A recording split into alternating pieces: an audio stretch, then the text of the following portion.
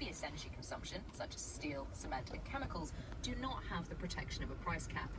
The NHS is launching the biggest flu programme in its history, with more than 40 million people eligible for a vaccine. There are concerns that flu and COVID-19 could prove a deadly combination this winter. Research shows that those infected with both viruses have an increased risk of dying. Cause long queues of traffic.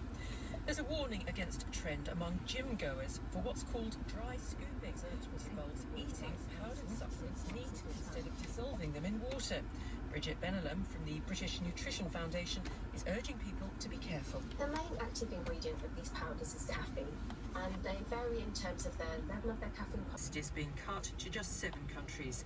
The Transport Secretary, Grant Shapps, says the government hopes to make a further change on testing by the school half-term, so that people can use a lateral flow kit instead of a PCR test, which goes to a lab.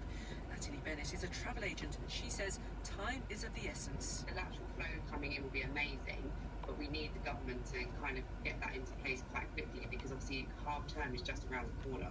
So people will need to start booking their tests, and if families are booking their tests now, and then, in a week's time or 2 weeks' time just before they travel, they don't have to, then they kind of waste a lot of money.